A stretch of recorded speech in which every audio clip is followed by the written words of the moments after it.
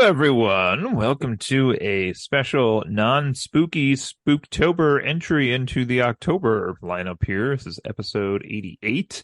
And this is Cody, and I'm here with Brett and Justin. We're talking about a recently finished TV show on Disney Plus that we'll get to in just a second here. Let's check in with the guys, see what they've been up to so far this spooky month. So, Justin, I think you were just saying you went somewhere? Yeah. This weekend, yesterday, actually, my wife and I went to a local corn maze. I say local, it's like 50 miles away, but it's the biggest one in the area. Down by a little town called Rock. Yes, it's actually called Rock. But yeah, it's a pretty impressive maze, despite how remote it is. We haven't been in several years at this point. I think since that one time we went with you and your kids, Cody. Oh, wow. They actually changed a bit. I mean, the layout is still kind of the same, but there were clues that you had to like exit the maze and go to other places to actually get the answers to. And Oh, wow. yeah. So they've actually upped their game, and it was a great time. Came back with a pumpkin that my cat was recently trying to eat for some reason. She's a weirdo, but I love her. Yeah, other than that, just kind of been trying to get through a bit of work stuff, and not a whole lot else to report. What about you, Brett? I was thinking about that before we started here, and I'd like, other than the show we're talking about tonight and the show we're talking about next week, I haven't really watched anything new, and Yeah, just been playing Starfield. Basically, that's all I've been playing. Still enjoying that. But we did a couple weekends ago, my wife and I, for our 10th anniversary, we took a trip down to Halloween Horror Nights in Orlando at a Universal. So that fits our Spooktober theme here. But it was really awesome. We went down just for the weekend. We spent 2 nights down there, and we were on Saturday we were in the park for like 15 hours. Wow. That day, from like 8 a.m. until almost midnight. And yeah, we were about dead by the end of the night, but it was worth it. It was really cool. It basically, if you're not a Joe and you like getting the pants scared off you once in a while, it was really cool. It basically, they have like they had 10 haunted houses set up within, not really within the park area, but like on the back lots of the park. Oh, okay. So basically it's just like a typical haunted house thing that you would expect. Like you just walk through and there's like, all the stuff decorated, whatnot, and people just jump out at you and scare you. And it was really good. There's a really good themed rooms, and the scares were pretty good. And they have these zones, just you're walking around the park, like between the houses, and they have like zones set up where it's like a specific kind of themed area, with all kinds of costume people there, and it was really cool. It was a lot of fun. Definitely worth all the the exhaustion that we felt afterwards.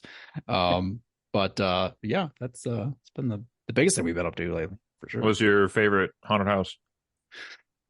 I probably would say that the Last of Us house was probably our favorite. But I would say primarily because we're such big fans of the game and the show. Okay. If I just were to rate it simply on its merits as a haunted house, it was still really good. But I think there were other ones that were just did it a little bit better. They were like the scenery was better, the monsters were better, the scares were a little bit better. But yeah, that was my favorite one, I would say. You didn't bring the kids to this, right? Nope. That was my first time away from the kids since they were born, basically. Yeah. So who watched the kids? Mother-in-law. Nice. Yeah. Sweet. That's fun. My kids just asked if we were going to go to the Six Flags version of that this year, and I said I don't think so.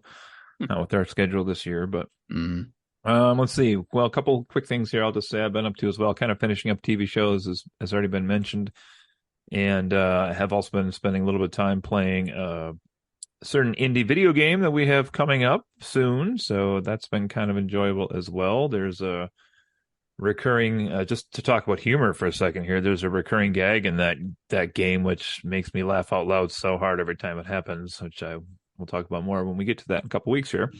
But I was just saying before you hopped on, Justin, we just watched the first, I think, 30 minutes of the first episode of Loki. We didn't get through it before it came up, but there was about a 3 to 5 minute visual dialogue gag in there that was one joke for about 5 minutes, and it was real funny, I gotta say. Maybe the funniest thing I've seen in the MCU.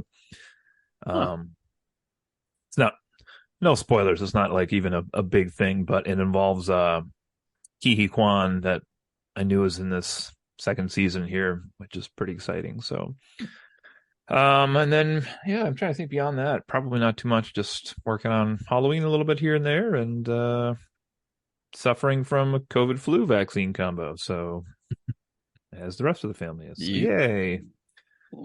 Get those vaccines, but they suck. Yeah.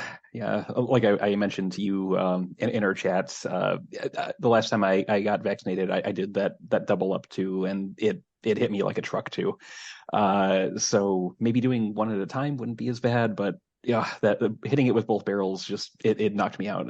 That just like you wouldn't believe as well. So yeah, it's hard to say. I don't know. I kind of thought it was better to just do it once and be done with it and suffer through it rather than have to find 2 times to do that. But anyway. Yeah. All right, ladies and gents, we are here for the recently finished Disney Plus show from Star Wars universe.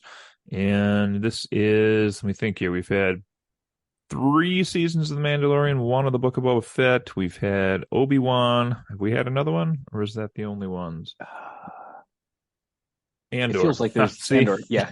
It was so bad I forgot about it. Oh, just kidding. It was still probably better than Obi-Wan, but that's not saying much. But anyway. Yeah. Talk about nobody asked for that. But anyway, this is Ahsoka, and this has just wrapped up its 8-episode first season run on Disney Plus, starring Rosario Dawson.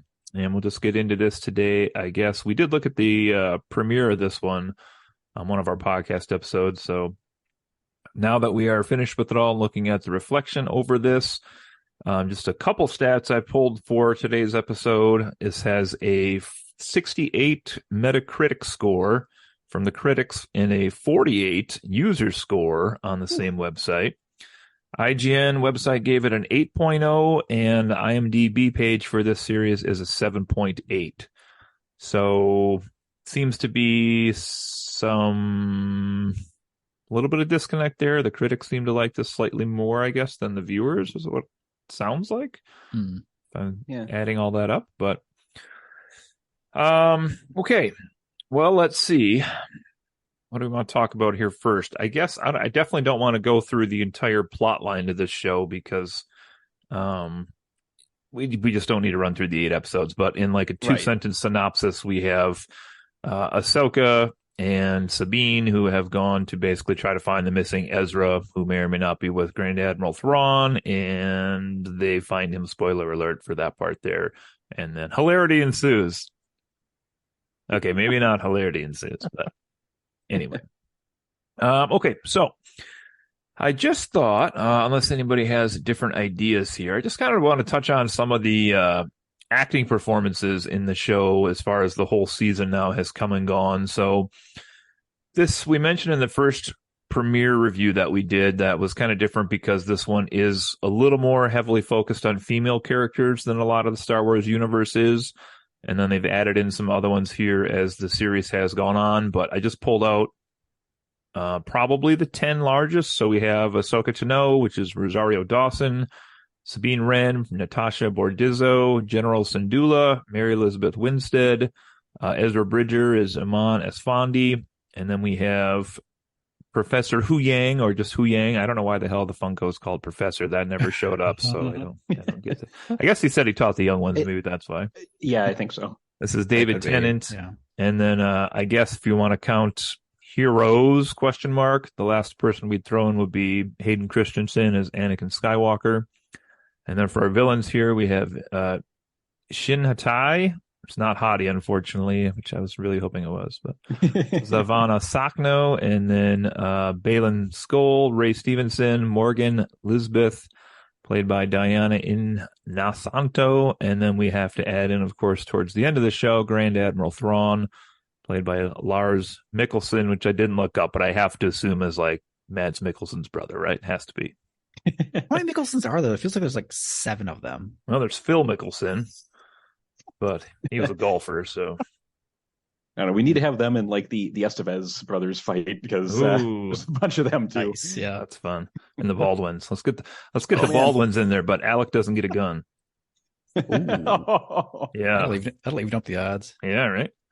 The Shadow knows. All right. Anyway, okay. So, did anybody particularly stand out from our main 10, or I don't know, maybe you found somebody else besides them that really was your pick of the litter here from the show? But when all was said and done, who do you think had some of the better acting chops in this particular Star Wars series?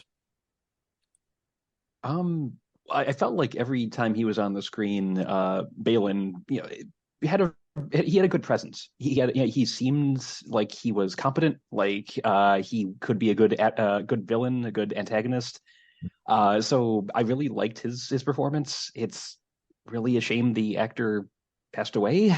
But he I think gave one of the strongest performances in the show because he seemed like a good foil for the heroes, I thought.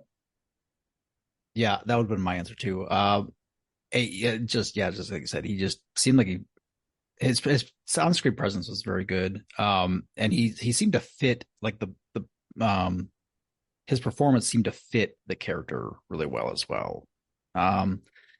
If I had to go with another one, I probably would go with Diana Inosanto for Morgan Elsbeth. I think she felt really kind of, just like she kind of felt evil, like just the way she did that.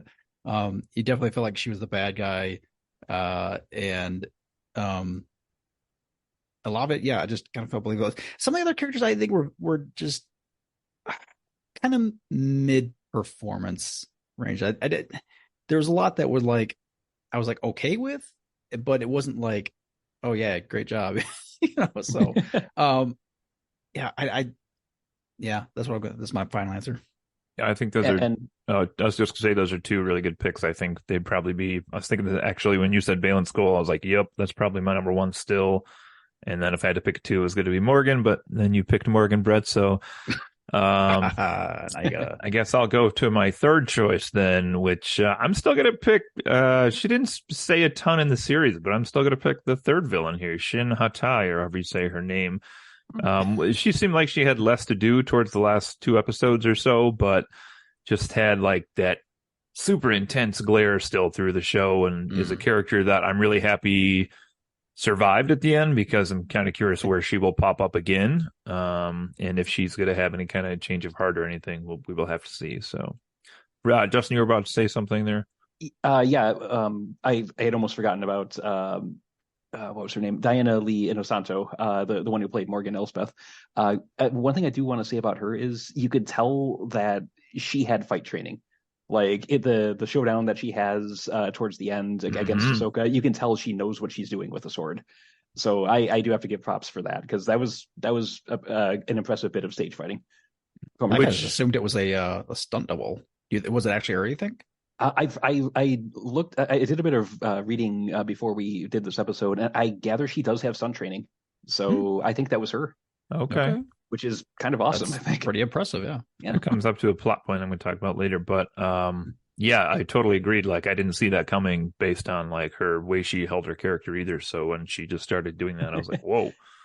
Let's flip this over. Was there any performance in the show that you thought didn't really work for you, or you were not that impressed by? Ron, go for it, Justin. Okay, taking his appearance aside, because the guy looks like you took Elon Musk, aged him about 10 years, and just dipped him in blue paint. He's that actually was Elon Musk. He was the most milquetoast, unintimidating villain I've ever seen in Star Wars, I think. I mean, he's supposed to be like a master strategist, but he consistently just keeps making these stupid decisions. He has this thing where he doesn't blink. I don't think he blinks at all ever when he's on screen. But instead of it being some sort of kind of intimidation factor, it just looks fake, like they just CG'd in his eyes or something like that. And he was not convincing as a villain at all. Like, this is the guy everyone else in the other galaxy is afraid of. I don't get it. I don't He see actually it. had his eyelids painted. He was sleeping in all those scenes. I would believe it, given how he acted. Yeah, I think they could have done a lot more with him if they had made him more just like felt like he was just, I don't know, dark, or like was doing things that were really like callous or something. But it just was, he was just like a strategist and just a very plain, it's just all there was to it. Yeah. Mm-hmm. No, I agree. He'd be one of the ones I'd pick out, actually. For all the reasons you're saying here, like, he's just, I guess in the lore, everyone is just afraid of him because of how good he is at strategy, but like, he doesn't seem ruthless. He's so efficient. He's like unemotional and coldly efficient with everything he does. And I don't know, I was like, this guy must be a hell of a planner, because I felt like any of the people around him were a bigger threat than he was, and probably could have offed this guy at any point here. So, Yeah. Anybody else? His performance, you were like, meh. I kind of wish they had given Rosario Dawson herself more to do. I mean, she has some scenes where she's pivotal, but there's a lot of the show that just doesn't include her. And I don't know. It feels like she was underutilized in her own series, up to the point where I almost feel like the show should have been called Sabine, because she seemed to be the focal character, and Ahsoka was just sort of there in the background playing catch up for half the series. So, yeah, not that she gave a bad ahead. performance, she just didn't have much to do after a while. That's all. Yeah, I think I liked her performance well enough. It felt a bit refreshing in that we haven't seen any Jedi characters or Force wheelers that had like that much kind of personality and like warmth to their personality. They're typically all just very kind of stiff and just kind of down to business. And she seemed more like a person, which was kind of refreshing, but at the same time felt a bit like it didn't belong, because we've seen so many other characters who were not like that for this. But I don't think I'm not sure that would pick me up. I guess like the actress that played Sabine, there definitely were a few moments where I was like, that wasn't a good delivery there. And I don't know if that was, part of that could have just been the writing as well, but not necessarily her fault to it. But what do you guys think of Ezra? I mean, I haven't seen the source material, like I mentioned when we talked about episode 1, so I don't know, if his mannerisms are supposed to be endearing, but he kind of struck me as a buffoon more than anything a lot of the time, and that didn't really work for me. Yeah, he's the one that I was not. Well, so this might speak to a bigger problem here. Okay, so a lot of websites I've seen talking about this show kind of mention that it's basically like two halves to the show, right? Like, you have the Sabine and Ahsoka, like, I'm the master, I'm the apprentice, you're going to reunite with me, I'm going to listen to you, I'm not going to listen to you, fight. And then you kind of have the like second half of the show, which is like the actual movement towards looking for Ezra and Thrawn, and then like it changes. And it seemed like for all of the like IMDb, for example, if you go on their episode by episode list, like episodes 5, 6, 7 are really high. 8 might be too. I don't know on that one. But like when Anakin was introduced and there was like the weird alternate universe with like Ahsoka and Anakin, like people were like, yeah, the stuff's amazing, the show's awesome. But it's kind of interesting because I felt like once, like, I actually kind of liked the dynamic between Sabine and Ahsoka in the first half of the show. And then when we got to the second half of the show, like, it's interesting. Like their relationship didn't work as well for me. It wasn't as realistic, I didn't think. But that's when like we start to see Rosario Dawson maybe like loosen up a little bit as a character because I mean she basically folds her arms for like 4 episodes in the beginning. Like if I did a shot every time she folded her arms, I'd be dead. So, but then the second half, like she kind of comes alive and starts to have that warmth and stuff that Brett's kind of talking about as a character, which I guess is triggered by Anakin in this other world. But it's kind of interesting because I feel like we don't get as much of her because then it focuses on the bad guys more once Thrawn's there and the Night Sisters and everything else. So it's just kind of weird dynamic with the plot, I think. Okay, let's see. Anything else on characters, particular? Are we still talking performances or just more like the characters, how they were portrayed? I mean, how they were written. Yeah, go ahead. Whatever you got. Okay. So the green girl, General Syndulla. Yeah. Is that her name? Mother of the Year. She brings her son with her into a friggin' not quite a war zone, but an area where she knows there's an enemy presence that's going to be very dangerous. He has no experience flying a ship, manning guns, anything. She just brings him along. Why? Yes, so he can hear the lightsabers in the other dimension or whatever once they land on the planet. But that is just a horrible bit of parenting. And I'm not even a parent. It's just I saw that and my jaw dropped. Like, why would you do this? I did when I saw him in that scene for the first time. I was like, why? Why is he there? It kind of same reaction. Yeah, I don't. Yeah, it's the same like you say. She knew she was going someplace where there might be danger, and so I don't know why the kid was along, but at least he was useful for a bit. I mean, to be fair, this is also a universe where, giant ships just pull up randomly and blow up your planet. So you're really no more or less safe anywhere you go. So I don't know. There's that. But all right. Well, let's chat about highs and lows from the series here. Not maybe character specific, although they could be characters as well. But I just made a list of some things I enjoyed and thought could have been better about the show. So let's start with some highs here. I really enjoyed the Night Sisters, the 3 witches who were working with Thrawn, and the fact that they I was thinking about this one more because they always say Star Trek is like science fiction, right? And Star Wars is more magical based, and it is true if you think about like how the Force is used, or we don't have to mention midichlorians or anything like that, but there is kind of like this magic element to Star Wars, but I felt like what the Night Sisters were doing was like an entirely different kind of magic than we had seen prior to.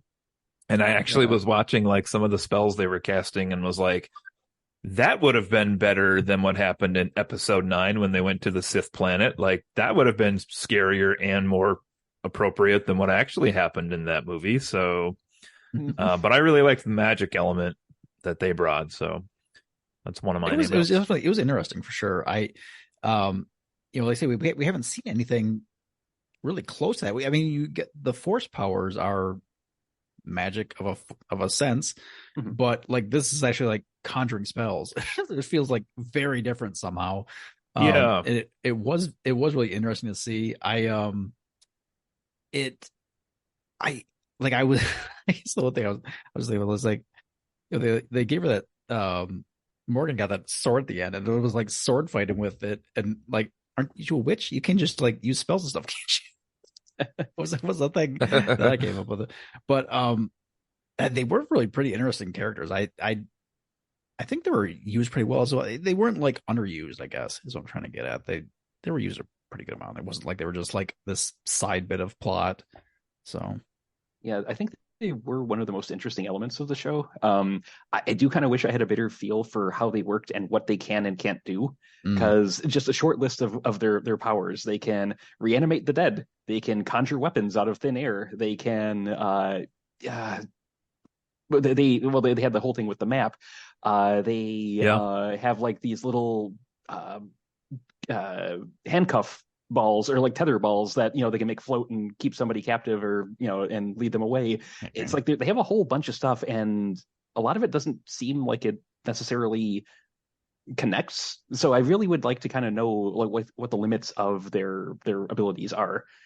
And like, can they all sword fight as well as Morgan, or was that just her? Or I don't know. I would like to know more about them, in all honesty. And maybe they're explored in the Clone Wars or something. But your guess is as good as mine.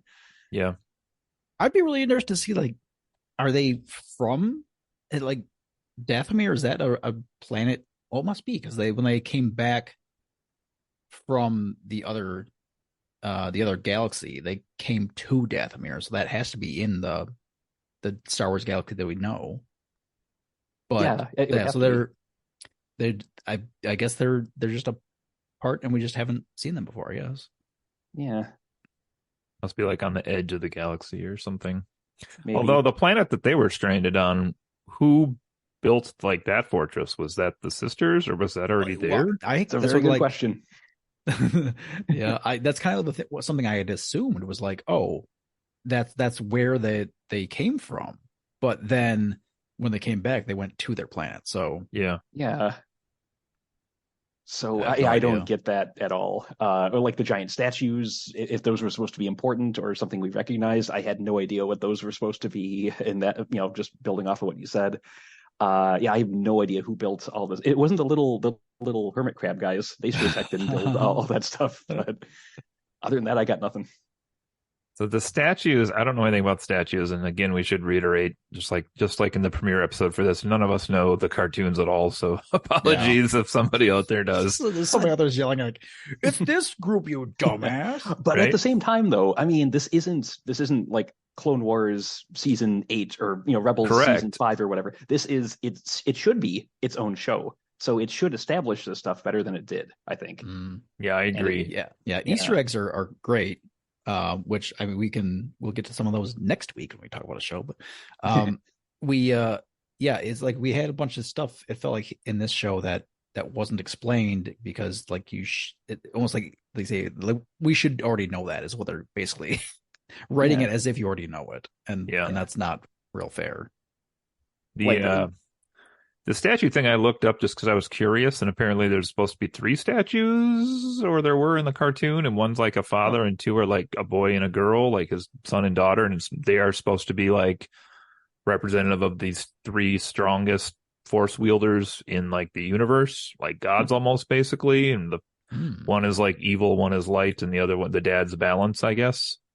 But there were only 2 statues in the show, so I guess that begs questions there. But also that like speaks again to a bigger issue you're all talking about, which is we don't know anything about them as non-cartoon viewers, much less why Baylan Skoll spent like seemingly an episode off camera getting to this place, or maybe he stumbled on it. I guess we don't even know that, but when he went off on his own, go on. Well, occurred to me, like, he was talking about kind of vaguely about something else on this planet possibly being like more powerful than whatever power the the witches and Thrawn were after. So it like almost alluded to like he knew this was here. Okay. But also at the same time, I mean, he didn't say anything. Like, it very well could have just been something I don't know how he would stumble on that though. Like, yeah. I mean, he also couldn't know it's there, right? Because they didn't even know where they were going until basically they got there. So yeah, I don't really know. Can I, speaking of like where they end up, am I the only one who found it absolutely absurd that, so the exiled Thrawn, send him out to another galaxy, fine. They sent him with all of his troops and a Star Destroyer. They didn't bother to explain that at all. I mean, if you're exiling someone, you want them to kind of be off on their own, away from everybody. You don't want them to have a source of power. That's like, it just boggles the mind why they would let him keep all of his staff, all of his troops, all of his weaponry. So that's stupid. A good point too, because I never thought about it from that angle. But like I had said in the first episode, that supposedly there was some power of Ezra's where he could talk to like the space whales, and somehow he had gotten them to like knock Thrawn across the universe with their hyper warp powers or something. But again, like you're saying, like the ship should have, if it went along with them, had been damaged, or like why would all the people be there? So yeah, that's a good point. Yeah. It doesn't seem like a Star Destroyer would fit inside one of those whales. Yeah. Yeah, like Ahsoka's ship kind of barely fit inside the confines of the mouth. So of the biggest one, yeah. Yeah. Yeah. How did you guys like the zombie stormtroopers PS? It was fun. Marginally more effective than regular stormtroopers. Yeah. It's true. Somehow they got more effective being like less coordinated and not really being able to shoot guns anymore. Somehow they were more effective. Right. The more Star Wars I watch, I'm always trying to stop myself from suspending belief, but it's like whenever I see somebody with a lightsaber like hit somebody in like stormtrooper armor and like barely charge the outside, and they're like, "Oh, I'm dead." And I'm like, "What? Why would that kill you? Like at worst, you'd have a burn in that part." I don't follow that, but anyway, if you put it through his head, like the one guy got in the finale there, then sure, that makes sense. But but yeah, I thought they could be an interesting element. Like it does illustrate how the witches are different from everyone else that uses the Force or Force-like powers, but it still again requires a lot of explaining, I think, to figure out exactly how they can do this and why. But evil midichloridians. It wouldn't surprise me at this point. Yeah, I mean, we're what? I'm trying to think. I'm trying to do some math in my head now. We're like 45 years into Star Wars, basically, something like that. Sounds about right. And like, I don't know what else you would do with stormtroopers, but just the fact that they're so inept, I don't like. It's just so laughable every time. Like they're send 40 troops out and they just all die. Well, in this show, though, so useless. I mean, even if they could hit anything in this show, it wouldn't matter because like lasers don't do anything. That entire, like, aside from one scene where they needed to damage Ahsoka's ship, they don't do jack shit, even when they manage to make contact. And I've seen plot armor before, but this is ridiculous.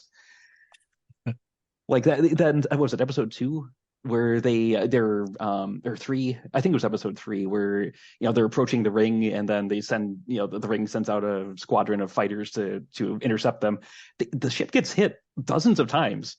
Nothing happens. It's not even scorched. It's pure plot contrivance, and unless they were completely incapable of fielding decent weapons for these fighters to protect this incredibly important piece of machinery that they're building. But even that doesn't make sense because they managed to steal hyperdrive cores or engines or whatever, but they can't get decent guns for their ships. Someone else, please talk for a second. I need a moment. Another high for me in this show was the lightsaber battles themselves. I thought were all really good in this show. Yes, I enjoyed and that was across the board. Didn't matter if it was the two girls fighting or Ahsoka or Baylan Skoll or Morgan or whoever. Like they were all great. But this always makes me think of another problem here, Brett, because you just mentioned how old the Star Wars franchise is. And if you look at like Morgan versus Ahsoka, and then you like go back and look at Obi-Wan and Vader was like 7 years before this chronologically, and their fight seems pretty low skill compared to what these people are doing out there. That's for sure. Well, there's less spinning, that's for sure. Yeah, it definitely was less spinning. They didn't realize how cool spinning was. Plus, Alec Guinness probably would have broken half if he tried. So, no, the Force would have kept them together. Maybe. But yeah, lightsaber battles are all fantastic in this show. There have been an upper half and a lower half fighting against Vader.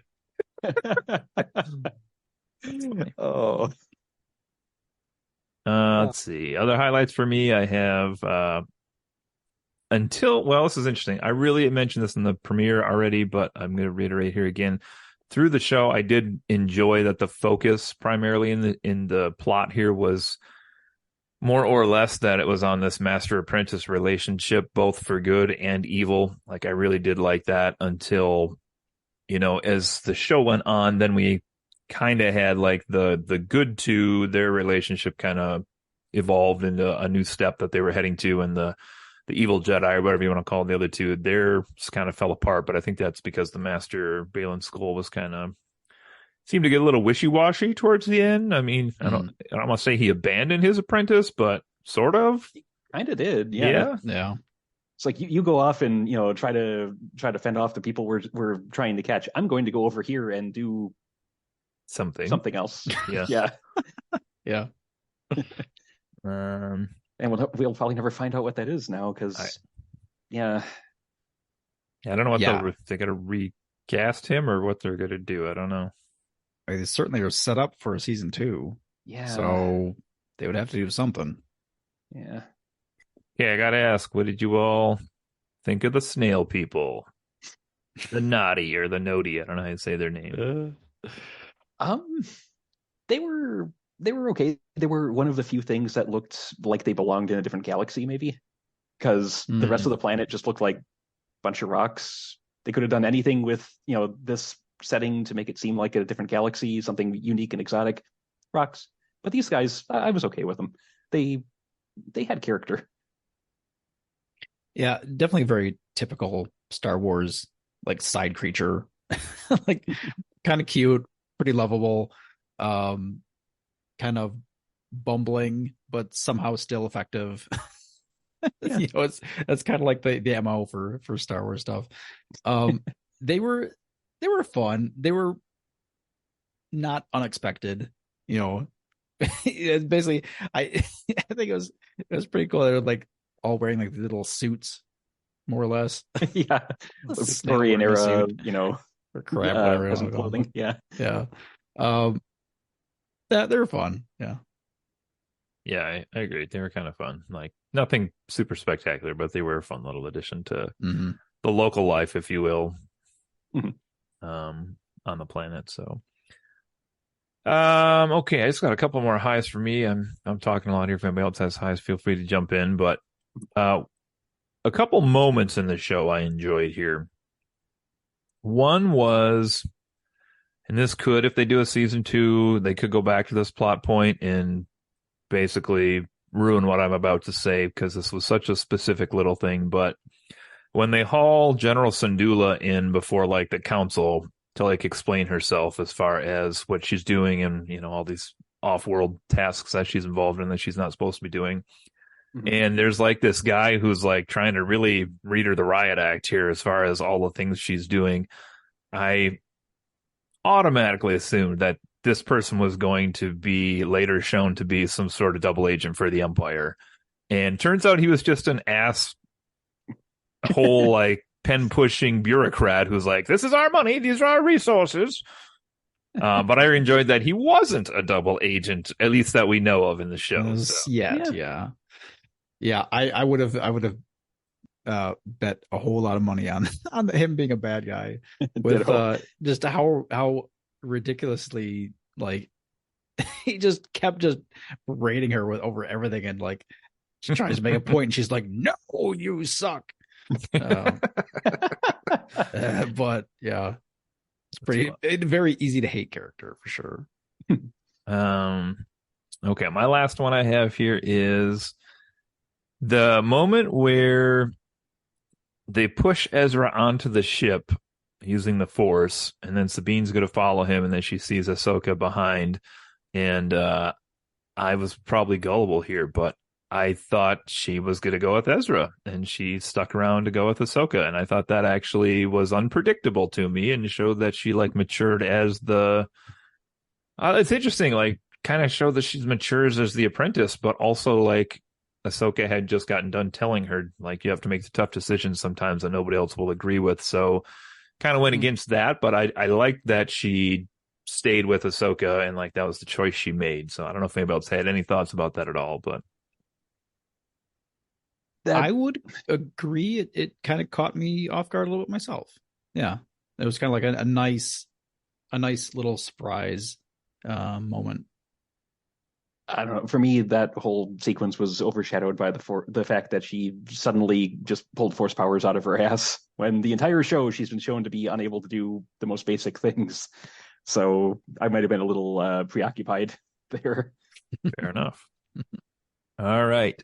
Let's talk about some lows. Oh, wait, does anybody else have highs? I'm sorry.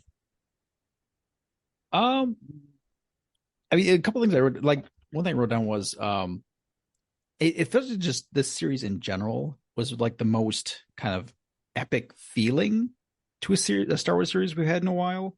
Um, I'm not even sure what I would go back to that kind of had that feeling, except like maybe one of the original movies.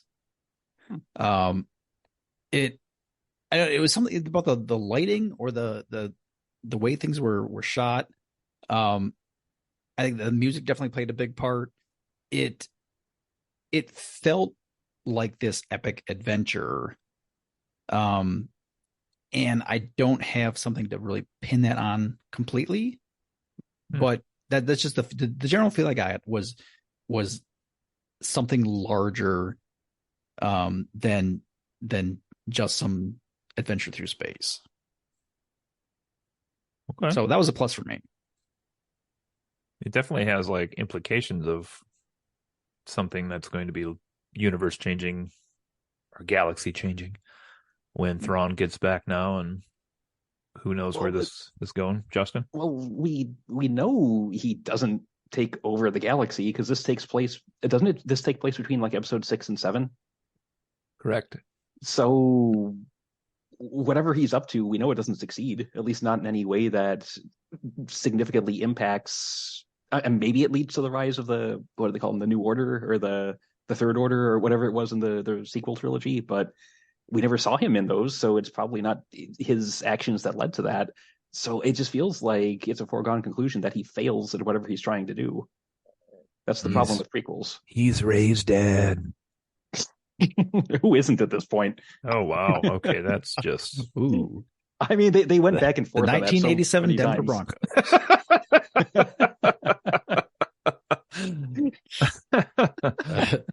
that's fine. Bravo. That's good. I do like the fact though that they didn't defeat him at the end of the series. Like I think that would have been just laughable if like he was in one episode and like, oh, we beat you. Too bad. Try next time. Would have gotten away with it too if it weren't for those meddling kids. Yeah. So the fact that he, survives through the series, and they say is like set up for a sequel, probably. I actually like that bit. So I think if they had tried to stuff all of that into one season, it wouldn't have worked, So for reference, I just pulled up a website here. Episode 6 was apparently in the year 4. Mandalorian season 1 and 2 is the year 9. Boba Fett is 9 to 11. Season 3 of Mandalorian's 11. Ahsoka is 11. And then the jump to what we would know is episode 7, Force Awakens, is the year 34. So there's a 25-year gap in between this that we just watched and the next thing that we would know. Okay. So there's some room in there for Thrawn to cause a little bit of ruckus. Yeah. Okay. Okay. Any other highs? Nope. Okay, let's do some lows. Justin, you want to kick off? I feel like I already have. Like I just they bled through. I couldn't help it. That's fine. Okay, so God, where do I even begin? Okay, so let's talk about just the villains since we were on that subject. So they themselves as villains as conceptually are fine, but their plans, like their approach to everything once resistance starts getting thrown against them, are just it's just laughably inept, I thought. I mean, these are supposed to be Thrawn is supposed to be like a cunning strategist, and the people going to save him are supposed to be at least competent, you would think. But time and again, they just throw like the most piecemeal attempts at resistance against Ahsoka and crew, and it just. Take the whole like zombie stormtroopers thing, but just as one example. Okay, sure. So that's they rise from the dead. They're a new threat. How do they stop them? By going up the stairs and slashing the controls to drop these like blast doors down, to keep them back. Thrawn is supposed to be this master strategist, an absolute genius. Why didn't he just seal all those to keep them from ascending the tower? Seems like a good point. I mean, am I alone here? No, I mean, you're touching on one of my issues with him, which is that he views everything as so black and white with what he views as appropriate response that he's like, oh, we need, like, there's a scene where he's like, we need 2 TIE fighters to go handle this. Just 2. Mm. 2 No more, should no less. suffice because I don't want to waste the resources for 3. And it's like, yeah, but you underestimated them. They broke the 2 TIE fighters and then you didn't stop them. So it's like his need to be like as efficient as possible actually makes him inefficient as far as stopping the heroes. I can certainly agree with that. Yeah, I don't disagree with what you're saying here, Justin. Okay, good. I've got kind of a long list here. Does someone else want to jump in? I don't want to necessarily monopolize all the time here. No, it's just you. No, I'm joking. Brett looks like he's about to speak. I do have a few things written down here that, like, I mean, this was something we touched on. I think Justin, you brought it up specifically in the first episode review that we did. There was that there's not a lot that happens overall in the series. Like events are spaced out quite a bit. To me, it didn't feel like the series was slow. Like it didn't, not in the way like you would expect something like that to feel. And I definitely felt like there's moments where like even in the finale, I think there was one specific shot I'm thinking of where like I think it was after Baylan and Ahsoka had fought and she got away from him. And he's taking a moment to try and decide what he's going to do. And they literally just have the camera on his face for like 4 or 5 seconds straight. And it didn't feel like awkwardly long, but it was like noticeably long. Mm-hmm. But it also didn't feel like bad. It was just unexpected. Like you don't see stuff like that ever in other shows. And I think things could have been a little bit faster paced, just generally. And I guess that's just all my get in is just things could have been paced a little bit better. I think there's just too little going on overall. Yep. go on. I had a few here, so I'm gonna throw this one out there. I'm still really on the fence as far as blanket statement everything involving the star whales. I don't get how they can physically move through space like that. Number one. Number two, seems kind of weird that like I don't recall these ever being mentioned before this series, or maybe there was like a shot of one once in one of the other TV shows, but I don't think they've ever come up in the movies. It just seems like a weird thing to be like, oh, by the way, there's star whales out there, like as something you could potentially see flying around. Like at least, I forget which of you has watched what shows now, but at least in like the last episode of last season of The Mandalorian, there was like the huge creature in the water in the middle of the planet. Feasible, like no one goes down there often. That could be a thing that nobody would see often. But this is like people are literally flying everywhere in this galaxy all the time. So you would think that this would have been something somebody would have seen at some point. But then again, just like the whole, I don't know, maybe in the live action it won't be, but supposedly Ezra has this power to like communicate with them somehow, and like that was never shown, or like why if that's the explanation for why he and Thrawn are over where they were in this series, why didn't Ezra call the space whales to come get him off the planet? I don't know. And I wanted to build off of that, but I don't want to go ahead. No, go ahead. Okay, so on that note, it was the planet where they end up. Is it part of a migration route or is it a graveyard? Because there's a bunch of dead ones there, but they call it a migration route. You don't migrate to somewhere where you're going to die. And if they do, then I mean they're not going to like come back from it. So that's just, and Tying into the thing I said before about the villains not seeming competent, the minefield they set up for the explicit purpose Oh of my killing the goodness. space whales, it does nothing. They are made of flesh and blood. And there are explosions hitting them directly on their bodies. It does nothing. Sure I didn't seem to. and I didn't see I any dead ones after that. no, and it's this whole thing. And I know you, Cody, you get on my case for bringing up D&D all the time, but this really feels like an adventure in D&D or some other tabletop where the DM keeps just fudging the dice.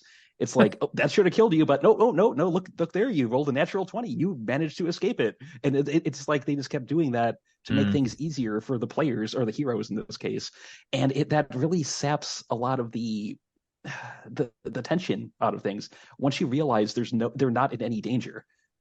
I mean, lasers don't hurt them. Mines don't hurt them. Turbo lasers, quote unquote, don't hurt them. Crashing into the ground on the planet doesn't hurt them. It's just there's nothing that's going to stop these guys, and it is just it really bled any investment I had out of the show after a while, because they're unstoppable, and that's not entertaining to watch. Why do you hate the Mhm. space whale so much? Jeez. Big zoo guy, and apparently not a big aquarium guy. Boy, that's good. Show um, me a space aquarium that could hold one of these things, and I'll go see them. Nothing can hold them. and the one thing I mean, in general, I thought they're a pretty cool addition. I did not, I wasn't a fan of it basically looked like they had a hyperdrive engine shoved up the butt. And that's how they get around. I don't know if that's canon or if that's something that they Oh, No, it's just an engine canon, for the all right. like I'm just like imagining something like they kind of slip into some sort of like interdimensional thing or something, like open up a rift or something, but they literally just look like a starship with an engine just and off they go. And I mean, I guess it worked, but it was kind of laughable for me. I don't know. It just looked odd. Yeah. Let's see. Another low for me in the show. It's already been touched on as well, but just I think Rosario Dawson has such a warm personality herself that like those opening episodes where she just was so guarded and unemotional were just kind of hard to watch. Like knowing that she's a better actress than she had to present, I guess, essentially in those scenes in the show. Like I just didn't like that in general. Yeah, I mean, I would like to think that the actors did the best with what they were given, but sometimes what they were given wasn't great. Oh, actually, I'd say a lot of the time what they were given was not great. But let me see here. I'm just looking through my notes. 1 second. Da, da, da.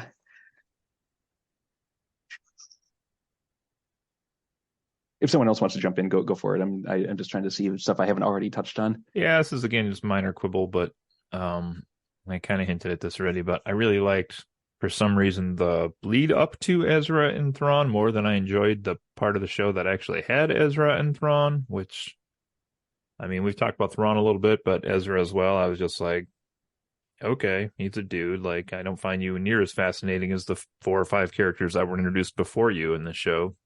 Right. It didn't seem like he was worth the risk. Not in the slightest. And the one thing I wrote down here as a negative was like,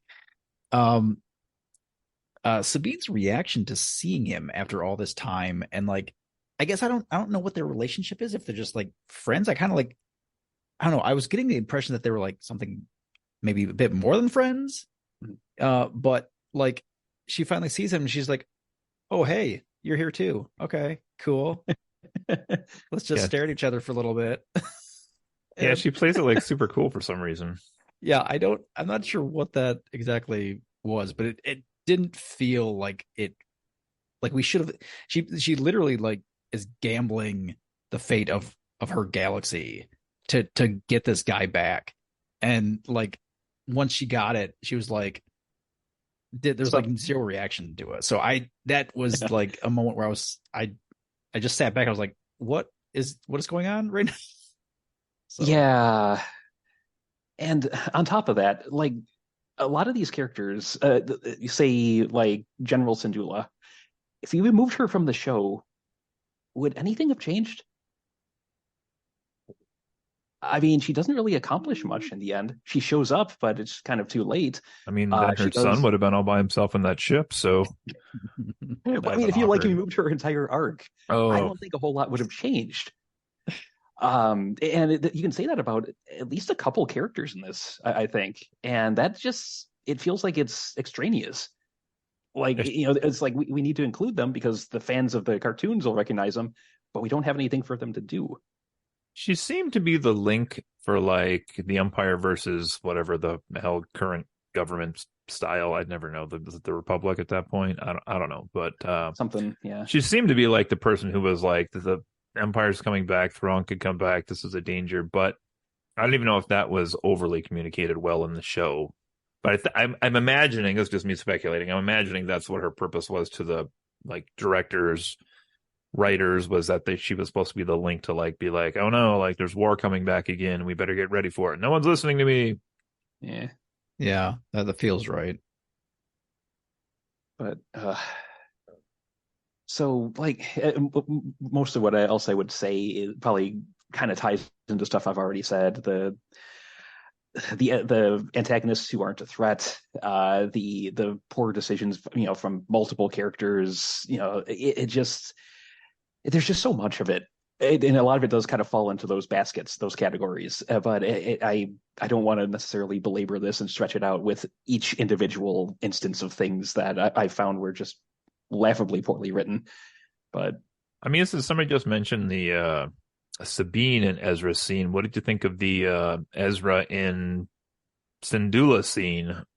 We could talk about how he got there or whatever your thing is here in a second, Justin. But like Syndulla seemed to have far more reaction to this guy returning than Sabine did when she even saw him. And I didn't know, was there like a relationship there I was missing, or were they just old war buddies? Or it wasn't like they were related or anything, right?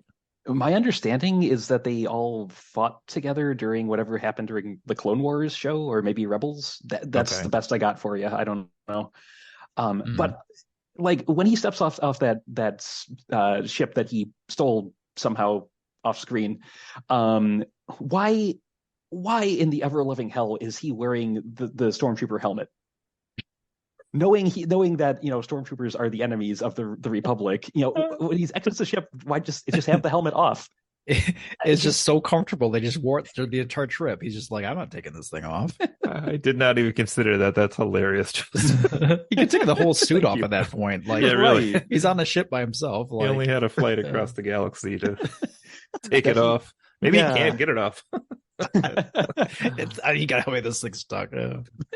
His cabin was so pressurized you literally couldn't lift the hood up until he opened the door to get out. That's hilarious. Oh my god! It's the beard. You couldn't get over the beard. I've never seen a stormtrooper with a beard, so right? They should have known right away. Okay, anybody got any highs or lows here left that we haven't talked about? The last thing I have written down here as a negative was, and I didn't write down specific examples, unfortunately, but to back this up, but I think it was definitely more prevalent in the last couple episodes as well, but there definitely was some dialogue that just didn't make sense. It was like, I know there was a specific moment between Ahsoka and Sabine where like Sabine says something like, oh, this and this and this, and like Ahsoka's just like, well, that's okay. I'm like, no, it's not. What are you talking about? No, it's not. There definitely were moments like that where just the lines that were written just didn't make sense. Yeah, or there's one where the group is approaching Thrawn's tower, and I don't remember if it's when he scrambles the TIE fighters or when he's quote unquote raining hell down on them. But he says something like, "No, we will stop them. I will not negotiate with with the Jedi," or something. It's like, she's not here to negotiate, dude. She's here to stop you. I I don't know if you got the memo. And That's don't even fine. get me started on the raining hell scene. Bloody hell, that was. Did you think the giant rat creatures were cute or ugly, Justin? We had quite a debate in our family. I liked them. Okay. Yeah, I wouldn't necessarily call them cute, but I liked their design. Okay. Yeah. Yeah, Um, the fact that it was like they took this ugly looking beast and like basically turned it into a lost puppy yeah. Yeah. it worked for me. Yeah. It was fun. I thought they were fun as well. Hmm. Okay. All I have left are some questions just to kind of pose to all of you, Sure. unless anybody has anything else they want to throw out there. But let's start with this was already mentioned, and we talked about the actress, but I was confused if when Morgan got the sword, like, was the idea that gave her the sword fighting skills? Like, it was very out of character for her to suddenly just be like, I Mm. I don't know. I mean, were we supposed to know what that was? Because it has a no name. idea. Yeah, I mean, because they conjure it up and it's all like very very grave and very very serious. It's like, behold the blade of Townsend. I'm like, yay! I have no idea what the hell this is. Is it Mhm. important? It felt like that kind of thing again, where like if you're a fan of the animated series, you were probably like, oh my god, Maybe that's she's what it gonna be was. unstoppable. But it can block And a lightsaber, so I guess it's pretty special. But I don't know if it holds the secrets of sword mastery. I got nothing. yeah, I don't know how to answer that question. I guess I would just lean towards that she had some of those skills beforehand, but I did it was unsettling is not the right word, but it was weird to see a lightsaber hit what seemed to be like a metallic sword and have like the clang and the buzz noise together. Like, I know there's been other weapons in Star Wars that have been metal based that have seemingly somehow been able to counter lightsabers also, but I don't think any of them have ever been a sword. So it was just weird to be like sword fight, but like have both noises going off at once was kind of weird. Agreed. I mean, yes, the sword had like green flames around it, but Yeah. still, it struck me. Lightsabers barely do anything anymore. You can run somebody through and they're fine as long as they get some Bacta slapped on them or whatever. I expected when Ahsoka like took the sword too, maybe she was going to be like burned by it or it was imbued with evil or something, but apparently it was Yeah. just a sword. I think Yeah. Thrawn was just trying to clean out some minions. That's my guess. But well, how about this for a question? This goes back to the first episode as well, essentially, which is, there was a big hubbubalub when that first one dropped, and Star Wars is no longer in just a galaxy far, far away. Now we have another galaxy. Like, does this matter at all, or does this like somehow in your mind break Star Wars tradition?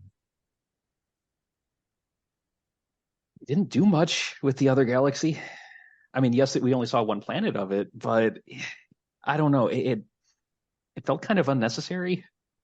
Like, if you're going to have that big of a paradigm shift, it seems like you should do more with it than just being like, oh, we're gonna pick up one guy or two guys and bring them back. Maybe run into another empire or like some sort of other galactic government or hegemony, whatever out there that's completely foreign, that has its own drives and desires and goals, and suddenly it's seeing people from somewhere else pop into their backyard, that and it draws their attention, and suddenly there's a new threat that that the people back in Galaxy A might have to deal with. That could have been interesting, Yeah. but I don't think they're going in that direction at all. So it just feels very underutilized to me. I would say, I mean, given the way they structured the story, and basically, you've got Thrawn needs to be somewhere where he's inaccessible. About the only thing that works is another galaxy. If they stick them at the opposite end of their own galaxy, I mean, you can reach that eventually. With standard, the equipment you already have. So the other thing you do is like some sort of alternate reality kind of thing. And I'm guessing I would prefer another galaxy to an alternate reality at this point. So it felt necessary for the plot, but I don't know that I want to see them use it for anything further, really. I mean, this was a point I think that you made previously, Cody, was just like, we've got so much of the current galaxy already left to explore that throwing in a new galaxy and like trying to explore that one just seems like too much. So I guess I would prefer to not see it anymore after this. I mean, we're going to, if let's just say we get a second season, which they're set up for. I mean, we have to find out what Balin was doing, what he's trying to achieve on that planet. And obviously we still have Ahsoka and Sabine on that planet, have to get off the planet. Yeah. So, there's, we're definitely going to go back there, but I guess I hope that they don't like try and expand that universe anymore than they already have. Doesn't seem like there would be a quick way to get them off that planet. I don't know. No. Maybe they can use the star whales. Maybe they'll they'll finally show us what Ezra can do, and he'll go back and get him or something. Oh, maybe. Yeah, that's interesting. Ezra go right back to the planet he was stuck on. For undetermined amount of time, but yeah, that is interesting though, because you hear a lot of references in like the Star Wars movies and the TV shows as well. Like the Outer Rim, or like here's this place, and like it does kind of. You were just talking, Brett, make me wonder, like, well, how much of their own galaxy is mapped out? Like, how much of that do they regularly travel to and from? Because some parts seem to be like, oh, like the Empire doesn't operate out here. We're too far out. Well, how far is too far out in the galaxy? Like, I don't really know what that looks like. So Yep. Oh, well, you're kind of hinting at my next question here, which was, how does this show set up the future of Star Wars? There's still rumors out there that there's going to be a Dave Filoni Mando movie set, which would tie together Boba Fett, Ahsoka, and The Mandalorian all in a movie. I don't know if that'll happen. Maybe not. Is that the Thrawn movie? Is that what's going to happen? Is Thrawn's? Maybe. I can't see it just because of all the disparate experience you would have to have in order to have that movie make sense.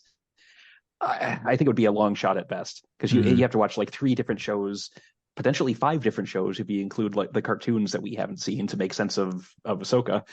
That's I don't think people are going to be on board with that. Maybe if it goes direct to Disney Plus instead of the theaters, it might do okay, but I can't see it having a successful theatrical release. Couple questions about the last episode here I had. One, aside from the whole what the hell is going on in this parallel universe, Anakin, Ahsoka type thing going on, what did you make of the end of the episode when like Sabine was like, oh, I thought I felt something over there, and we're not directly indicated that Ahsoka sees or feels anything in response to that, but apparently that would be like some kind of master apprentice type bond that normally Ahsoka and Anakin would have, but she doesn't at least let on that she sees Anakin there, but somehow Sabine does. If anybody had any thoughts on that. And then secondly, what was up with that bird? Did anybody else think that was a weird little scene? I haven't Googled this one yet. There's like a scene where they're like standing there and like this bird takes off, and like very weirdly Ahsoka's like I don't know. She looked as coked out as Winona Ryder did when Stranger Things won the award. That one I do actually have a small bit of information on, because someone I think it came across like in my general feed on my phone or something, like someone else asking that question, like what the hell's up with this owl? And apparently it is it's part of the canon, and it is basically like a force guardian creature, like something that somehow is tied to the Force. And whether or not that specific owl that was in the scene is that creature, or if it just is supposed to represent it, I don't know. But that's all the info I have. I never would have gotten that. I only barely even remember the scene, to be honest. Like it's something that's directly tied to Ahsoka as well. Yeah, I just Googled it myself here out of curiosity, but basically it has to do with those statues. It says, of course, which I was saying earlier, like the father and the two kids, the daughter was supposed to be light, and there was speculation. I read on a different website that Ahsoka is going to be like the symbol of light in the galaxy, even though it's in a different galaxy. So wait a second. But anyway, it's the symbol of the daughter, they think, maybe, of the statues. But there was only two. Well, like one was clearly the dad. I didn't really pay attention if the other one was a son or a daughter. Mm-hmm. I thought there was.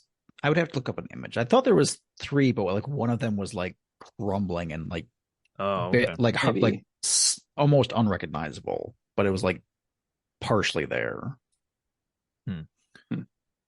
So the bird actually could mean something. It's like Maybe. they lingered on it just for like a split second too long. I was like, what is the purpose of that shot? Mm-hmm. But all right, super curious how you guys felt about this last one. Okay.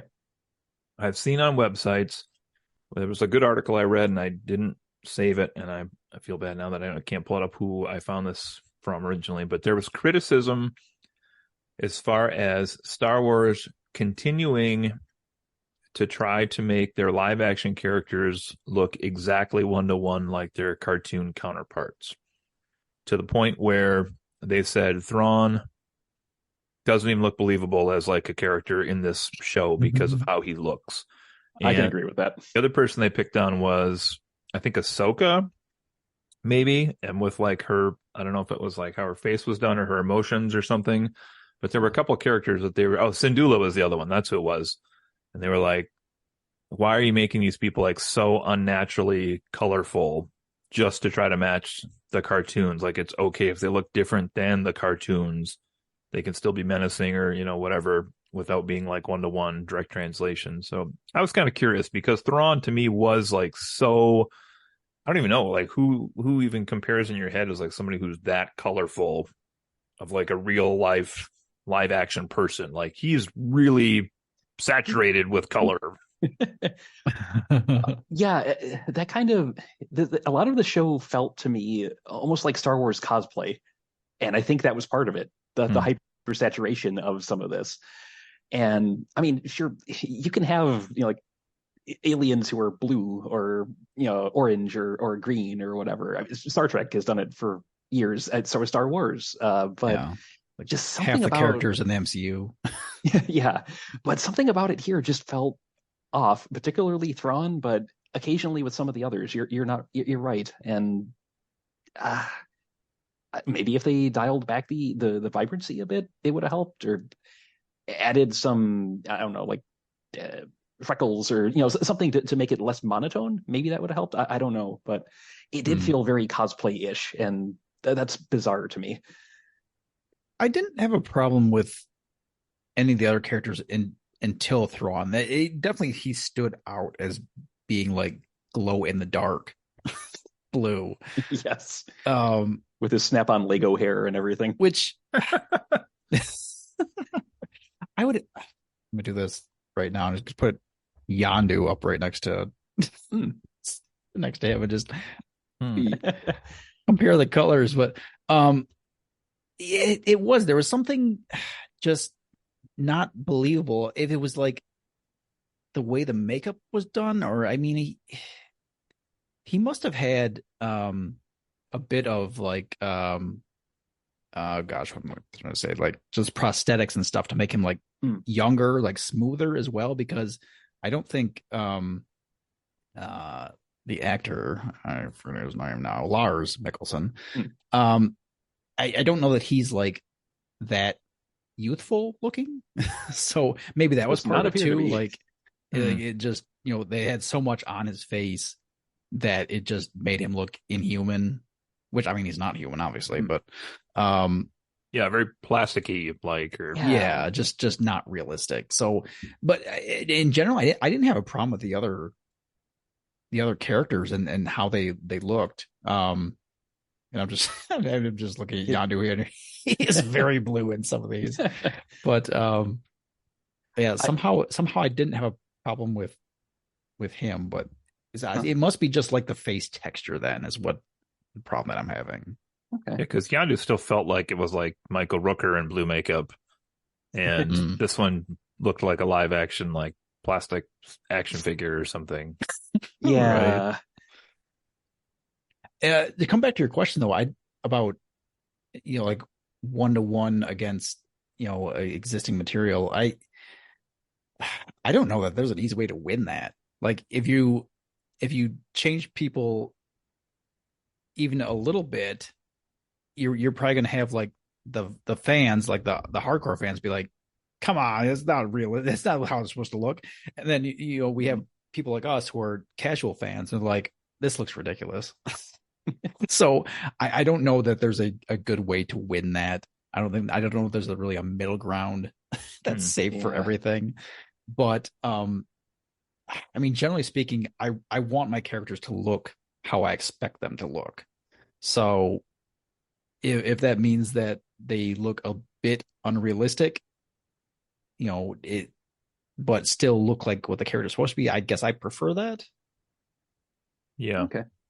Yeah, I guess you're right. I guess if I was thinking of like, I don't know, like whatever characters introduced, like when the X-Men come to Marvel movies, like they better look like the X-Men. Hmm. Mm-hmm. Um, so I guess I could see that if you're a fan of the properties already, then yeah. Yeah. Yeah, I'm just looking go at ahead, Justin.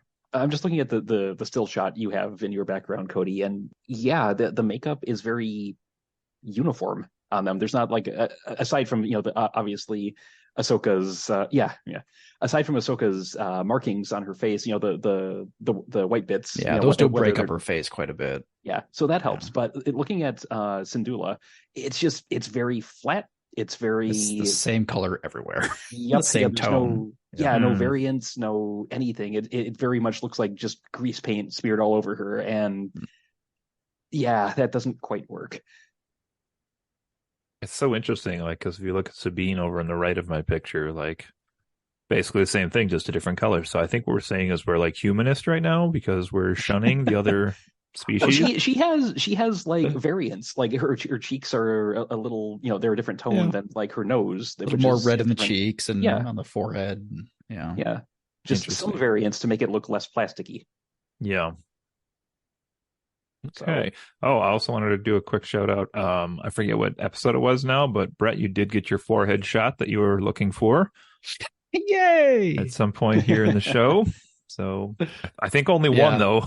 It was like right after she came back out of the that other reality world and she was like recuperating.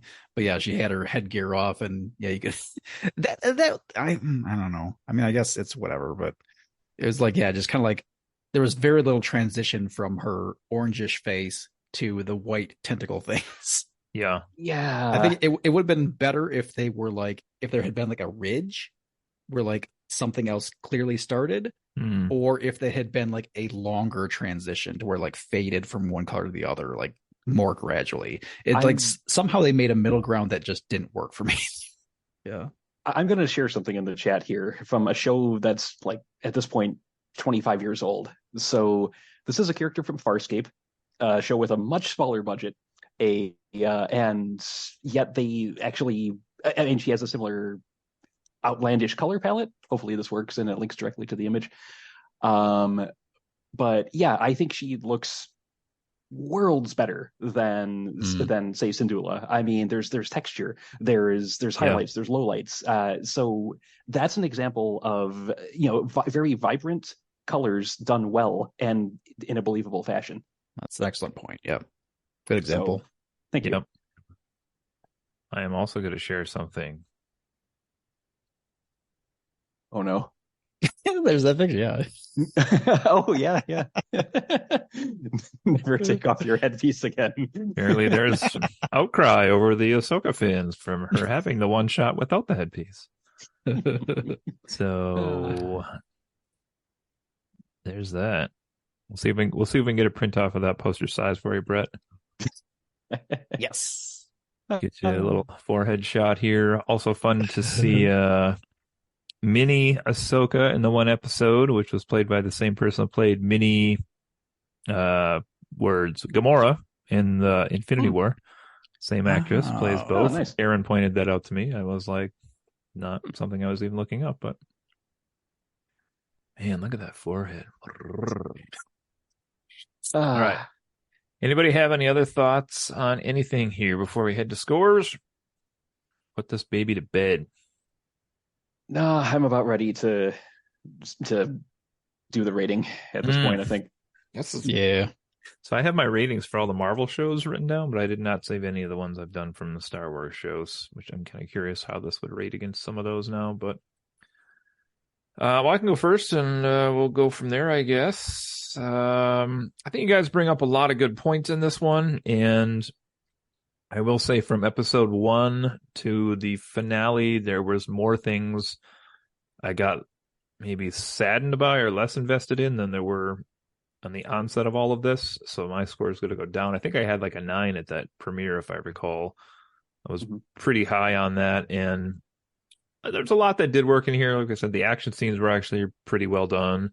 Some really fun characters, particularly the bad guys, which, you know, you always have to pause, and just like another show that we'll be reviewing soon, sometimes character development and screen time for the villains comes at the expense of the heroes as well, which is something to remember. And this show did have a pretty good job of putting their villains as more fully fleshed, round characters than maybe some other ones we've seen in these Star Wars TV shows, particularly Bane Skull, and some of the other ones here seemed, you know, far more developed than, like, say, the machine that the guys built the things on over and over in Andor.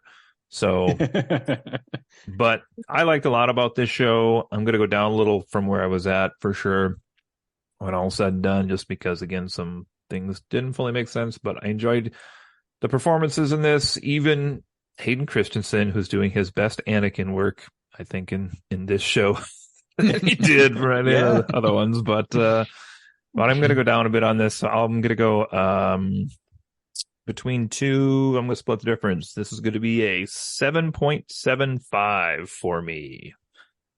Okay. All right. I'll jump in here, I guess. I somewhat similar to what you were describing, Cody. I know when I was in that first episode we did, I think I also had a pretty high rating, like 8 or so, from like how excited I was for the remainder of it. And overall I enjoyed the series. It I made the point earlier where it just felt very epic somehow, just in a different way than the other series, and even some of the movies didn't quite have that feeling. I'm not sure exactly what it was, like I said, but I really enjoyed that feeling. Like it made me feel like it was something bigger and something I wanted to get more information on. It there were, I mean, we talked over plenty of negative points. I think the writing definitely could have been better. But the action was really good. The visuals were great. I think across the board, I don't know that there was anything that I really would call it as being a negative visually. That's true. The acting was a bit mixed, but we all made this point that the villains were one of the more interesting parts of the show, and that's a really important thing. The Thrawn was not one of the of the villains. He was probably like the bottom of the pile, but the other three were all pretty interesting and kind of unique feeling characters. And I honestly, I wish we'd gotten more information on them. Maybe I'm just going to say I hope we get a second season of this because I would like to see more story of what's going on with all these people. So uh, overall, I enjoyed it. I think like episode 5 specifically, that's the one where Ahsoka was technically dead, I guess, or who knows? Like her soul was off in what I think that place is. I think it's like where the Force ghosts all live. I think that's where they all reside. If I'm being honest, but that episode in particular like felt especially like emotional in a way, and it was I think a lot of it is just this bond, the master and apprentice bond, and the way they portrayed that, and basically as Ahsoka having to like overcome this like mental something for me really hit a lot of high points there. I really enjoyed that episode. I thought it was one of the better episodes of certainly a Star Wars series that I've seen recently, and just overall was a very good episode. And yeah, I guess that's all I have to say. But I would probably give this like it was a little bit of a letdown as far as, like I say, I had like 8/8 or something for my expected thing, but I probably would give this like at least a 7. Let's go 7.0. So let's settle right on there. I enjoyed it. It had some issues. I want to see more. We didn't talk a lot about that episode. You're right. I had kind of even forgotten, like they go back to like fighting in the battles and like the lessons he's teaching and stuff. So, Brett, you said your kids did or did not watch this? I watched this all by myself. Oh, really? which is one of the reasons why it took me longer to get through it. Was this was a series that I didn't watch with my wife or kids. So okay, yeah. All right, I guess Justin that brings gives it a 3. That'll do it for tonight, everybody. You might not be wrong. Friends occasionally not disagreeing. So yeah, this episode is definitely going to live up to our name. Listening to the two of you give your ratings, I was debating how harsh I want to be towards this. And the more I mull over the shortcomings of this show, the more I realize I have to go with the lower rating that I was versus the slightly higher rating I was considering, because screw it, the gloves are off. I am actually a little sad that the writer's strike has been resolved, because if this is the best they can do, these people didn't deserve the money they were making before they took to the picket lines. This is a show that it rests entirely. Its foundation is wholly on nostalgia and references and Easter eggs that casual fans like us don't get.